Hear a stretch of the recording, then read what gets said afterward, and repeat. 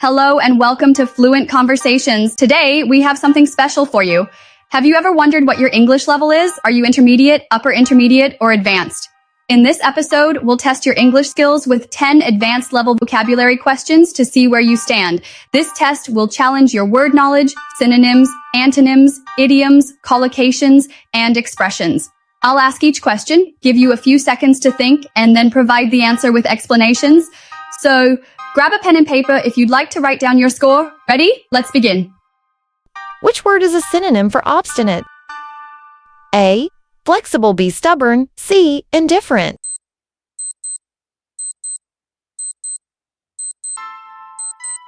Answer. B. Stubborn. Explanation. Obstinate means refusing to change one's opinion or behavior, similar to stubborn.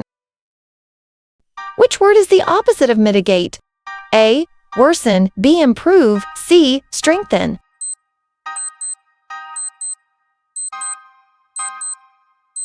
Answer. A worsen. Explanation. Mitigating means to reduce the severity of something, while worsening means to make it worse. What does hit the nail on the head mean? A. To speak exactly about the issue. B. To make a big mistake. C. To lose patience.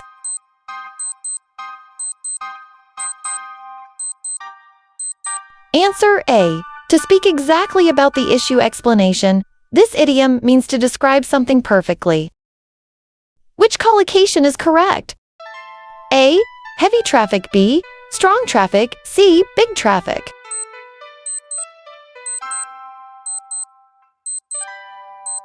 Answer. A heavy traffic. Explanation. Heavy is the correct word used with traffic in English. What does bring up mean?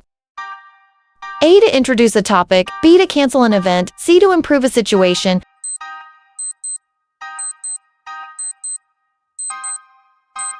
Answer. A. To introduce a topic. Explanation. Bring up means to mention something in conversation. How did you do? Let me know your score in the comments. If you want more tests like this, be sure to subscribe, like, and share this episode. Keep practicing and see you next time on Fluent Conversations. All right, so are you ready to really push your English vocab to the next level? Yeah. We're talking advanced stuff here. Definitely. I mean, maybe you're thinking about taking one of those proficiency tests, or maybe you're just, You're a word nerd. a word nerd. You like a challenge. Yeah. Either way, this is going to be a deep dive It is. into some seriously cool English vocabulary. You know what I think is really neat about vocabulary? What's that? Is that it's not just like knowing a ton of words, Right. It's more about understanding how all those words kind of fit together. Right, the nuances. Yeah, the subtle shades of meaning, the idioms. Oh, the idioms. The things that make language come alive. Yeah, and that's what we're going to be looking at today. Absolutely. We've got 10 questions that we pulled from a real English proficiency exam. Oh, wow. But don't think of it as like a test or anything. No. Think of it as a journey. I like that. A vocabulary. A vocabulary journey. So each of these questions is going to shine a light on a different part of advanced English. Okay. Like we'll be looking at synonyms and antonyms. We'll untangle some of those tricky phrasal verbs. Yes. And we'll even try to decode some commonly confused words. Ooh, I love that. Yeah, it'll be fun. So let's just jump right in with the question about synonyms. You bring it on. What is another word for obstinate? Obstinate.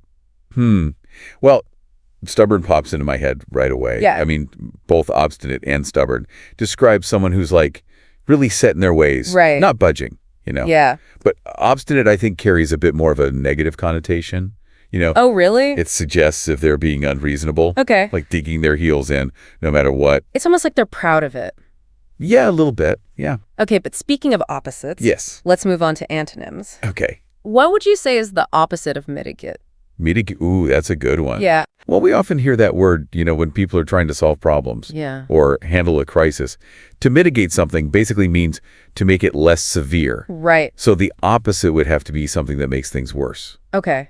Exacerbates the problem. Right, like if you spill coffee on your keyboard, you want to mitigate the damage. Exactly. Not make it worse. Don't pour more coffee on it. Exactly. But sometimes it feels like we do the opposite by accident. It happens, yeah. Yeah. And that's why knowing your antonyms is so important. It helps us to, be clear Right. and avoid those communication mishaps. Yeah. Okay, are you ready for a little idiom challenge? I think so. Hit me. All right, what does the phrase hit the nail on the head mean? Oh, love that one. Yeah. It's so visual, It is. To hit the nail on the head means you're saying something that is exactly right. Yes. You're getting right to the heart of the matter. It's like when you're struggling to like explain something Yes. and then somebody says it perfectly. Yes. Yes, that's exactly what I meant. That's it. You nailed it. You nailed it, literally. And it just shows how powerful language can be, Yeah. to convey a really precise idea. Yeah. Okay, let's talk about collocations. Ooh, collocation. So these are words that like naturally go together. So for example, Okay. which one of these is correct? Uh-huh. Heavy traffic, strong traffic, or big traffic? Heavy traffic. You wouldn't say strong traffic or big traffic. Right. It's heavy traffic. It's funny how those little things I know. can make your English sound, So much better. more natural. More natural. More like a native speaker. Right. Like you wouldn't say strong rain, you'd say heavy rain. Exactly. It's those little pairings. Okay. Are you ready for some phrasal verbs? Oh gosh, phrasal verbs. Those can be tricky, I know. They can be tricky. but they're everywhere. They are essential. Yeah, you can't escape them. So what does the phrasal verb bring up mean? Bring up. Oh, that's a good one. Okay. So bring up basically means to introduce a topic into a conversation, Right. to start talking about something. But if you're hesitant to bring up a sensitive subject, you're kind of like a little nervous to start talking about it. Exactly. You don't want to like step on any toes. Right. It's a super common phrasal verb, especially in casual conversation. Okay, let's switch gears for a second. Okay. And talk about word formation. Ooh, word formation. I like it. How would you describe someone who studies ancient human history? An archaeologist? An archaeologist. Yeah, they're like time travelers, Yeah. digging up artifacts and ruins, Yeah. piecing together the stories of civilizations long gone. It's like a mix of history and science and detective work. Totally. It's so cool. I always picture them like carefully brushing away the dirt Yeah. to reveal like some incredible treasure. It's amazing what they find. It is. Okay, let's talk about formal versus informal language. Ooh, formality. Yeah. How would you say, I need more time in a very formal way? In a formal setting, you might say, I require additional time. I require additional time. Yes. It sounds so much fancier. It does. It's like saying thanks versus I express my sincere gratitude, Right. One's casual and one's Very formal. like for a professional email or something. Exactly. And being able to switch between those styles, Yeah. that's the mark of a truly advanced English speaker. Okay, let's do a question about advanced adjectives. Okay, shoot. What word means extremely small? Extremely small, minuscule. Minuscule. Yeah, it's like teeny tiny. I love how specific language can be. Me too. It paints such a vivid picture in your mind. Right. That's the beauty of having a large vocabulary, Yeah. You could be so precise. Okay, let's do some academic vocabulary. All right, let's get academic. What word means a strong supporter of a cause? An advocate. An advocate. Yeah, it's advocate is someone who really speaks up and fights for something they believe in. Right. They want to make a difference. So if you're really passionate about like the environment, Yeah, you might become an advocate for sustainable living. absolutely. Speaking out against climate change, promoting eco-friendly practices. Exactly. Okay, last question. Okay. This is about commonly confused words. Okay. Which word correctly completes this sentence? She was so blank by the speech that she cried.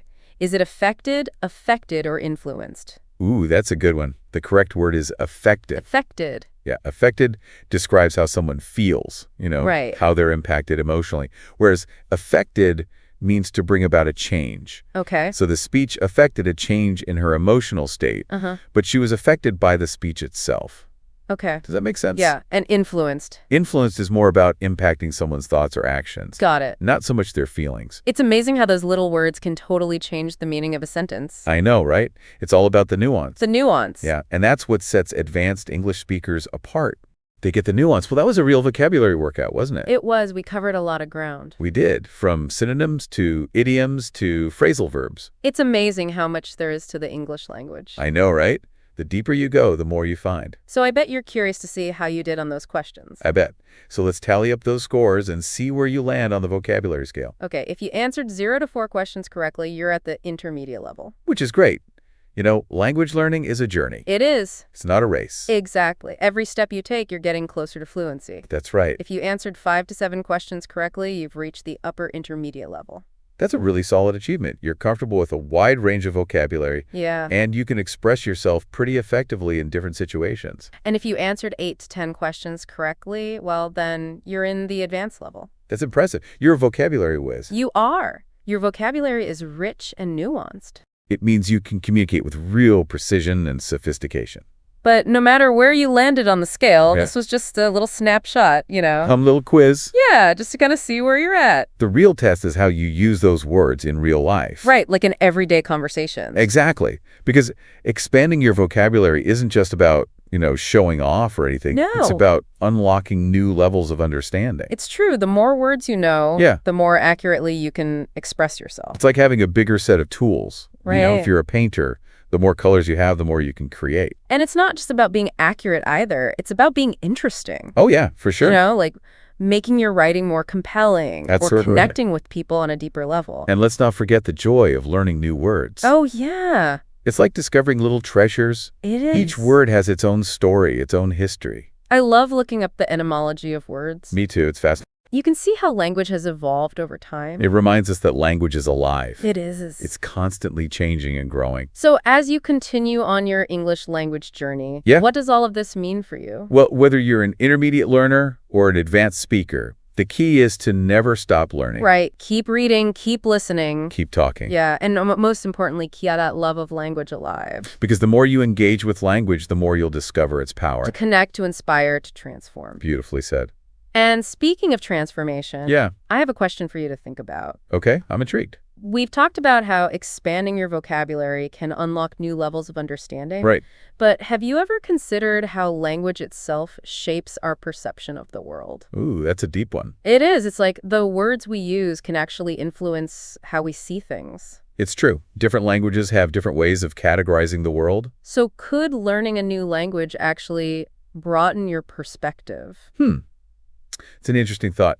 Could it challenge your assumptions? Possible. Could it open your mind to new ways of thinking? It's definitely something to think about. It is. It highlights the power of language Absolutely. to shape not only our communication, but also our understanding of the world. What's so sad? Yeah, it really does make you think, like how much of what we believe is influenced by the language we use. Exactly. It's like opening up a whole new way of seeing things. It is. So as you keep going on your English language journey, don't just memorize words or grammar rules, Right? Think about the nuances of language, Yeah. how those words work together to make meaning and how that impacts our understanding of the world. It's a much deeper level of learning, It is. And remember, this is a journey. There's always something new to discover. Always. A new way to express yourself. Keep exploring, keep experimenting, and most importantly, keep having fun with language. Couldn't have said it better myself. I think that's a perfect way to wrap up this deep dive. It has been a really fun exploration. We've covered so much, from synonyms and antonyms to idioms and phrasal verbs. We even got a little philosophical there at the end. We did. It's been a blast. It has. Thanks for joining me on this vocabulary adventure. And until next time, happy learning.